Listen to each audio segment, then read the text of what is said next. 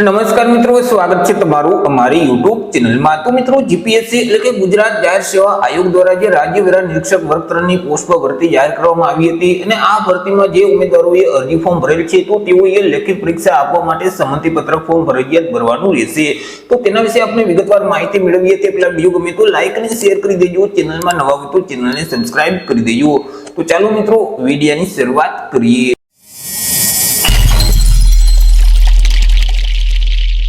તો મિત્રો, જીપીએસસી એટલે કે ગુજરાત જાહેર સેવા આયોગ દ્વારા જે રાજ્ય વેરા નિરીક્ષક વર્ગ 3 ની જે ભરતી જાહેર કરવામાં આવી હતી તેમાં અંદાજે કુલ 2,34,162 ઉમેદવારોએ પોતાની ઉમેદવારી નોંધાવી છે અને આ જે પોસ્ટ છે તેની લેખિત પરીક્ષા એટલે કે પ્રાથમિક કસોટી છે તે અંદાજે મિત્રો 22 ડિસેમ્બર 2024 ના રોજ લેવામાં આવશે।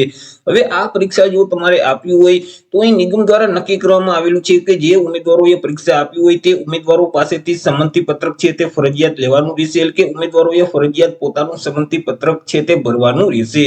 સંમતિ પત્રક ફોર્મ છે તે ઉમેદવારોએ જે જીપીએસસી ઓજાસનું પોર્ટલ છે gpsc-ojas.gujarat.gov.in નામની વેબસાઇટ છે તે વેબસાઇટ ઉપર જઈ અને પરીક્ષા આપવા માટે તમારે સંમતિ પત્રક ફોર્મ ભરવાનું રહેશે।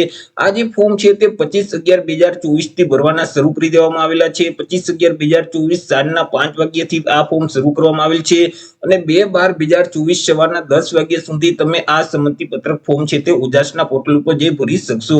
મિત્રો, અહીં 2/12/2024 સવારના 10 વાગ્યા પછી કોઈ પણ ઉમેદવાર પરીક્ષા આપવા માટે સંમતિ ફોર્મ છે તે ભરી નહીં શકે। મિત્રો, આ જે સંમતિ પત્રક ફોર્મ છે તમે તેને ઘર બેઠા જો ઓનલાઈન ભરાવા માંગતા હોય તો અમારા જે WhatsApp નંબર છે 6352228352 આ નંબર પર WhatsApp પર મેસેજ કરશો કે અમારે રાજ્ય વેરા નિરીક્ષકમાં સંમતિ પત્રક ફોર્મ ભરવું છે તો તમને નજીવી ફી સાથે ઘર બેઠા જ ફોર્મ ભરી દેવામાં આવશે। મિત્રો, અહીં ઉમેદવારોએ સંમતિ પત્રક ફોર્મ ભરી અને ઓનલાઈન સબમિટ કર્યા પછી એક રસીદ છે તે જનરેટ થશે। તે રસીદની પ્રિન્ટ કાઢી ઉમેદવારોએ પોતાની પાસે જ રાખવાની રહેશે।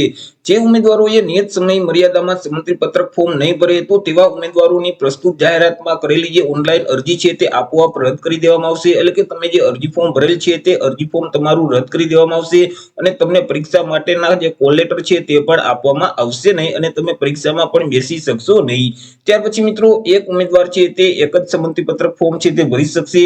જો કોઈ ઉમેદવારોએ આ જાહેરાત અન્વયે 2 ઓનલાઈન અરજી ફોર્મ ભરેલ હોય અને 2 કન્ફર્મેશન નંબર તેમને મેળવેલ હોય તો તેવા ઉમેદવારોએ કોઈ પણ એક જ કન્ફર્મેશન નંબરના માધ્યમથી સંમતિ પત્રક ફોર્મ છે તે ભરવાનું રહેશે। જો મિત્રો તમે એક કરતા વધારે અરજી ફોર્મ ભરશો એટલે કે અલગ-અલગ કન્ફર્મેશન નંબરના માધ્યમથી અલગ-અલગ સંમતિ પત્રક ફોર્મ ભરશો તો ગુજરાત રાજ્યની કોઈ પણ સ્પર્ધાત્મક પરીક્ષાનું આયોજન કરતી જે સંસ્થાઓ છે તો તે સંસ્થાની કોઈ પણ સ્પર્ધાત્મક પરીક્ષા માટે તમને ગેરલાયક ઠેરવવામાં આવશે એટલે કે તમે કોઈ પણ સરકારી ભરતીની જે સ્પર્ધાત્મક પરીક્ષા લેવામાં આવે તો તેમાં તમે બેસી શકશો નહીં। તો આવી રીતે મિત્રો, જીપીએસસી દ્વારા રાજ્ય વેરા નિરીક્ષક વર્ગ 3 ની જે 22 ડિસેમ્બર 2024 ના રોજ પ્રાથમિક પરીક્ષા લેવામાં આવશે તો આ પરીક્ષા આપવા માટે ઉમેદવારોએ ફરજિયાત સંમતિ પત્રક ભરવાનું રહેશે। તો આશા રાખું છું વિડીયો પસંદ પડ્યો હશે। વિડીયો પસંદ પડ્યો હોય તો લાઈક અને શેર કરી દેજો, ચેનલમાં નવા હોય તો ચેનલને સબસ્ક્રાઇબ કરી દેજો।